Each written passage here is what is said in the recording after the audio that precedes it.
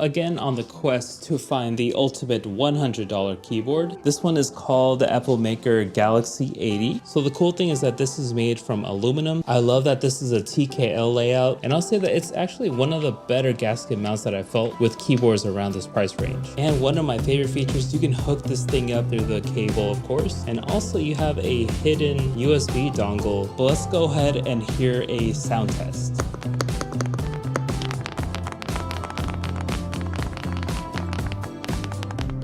So this keyboard goes for $105.99. Do you guys think it's worth it?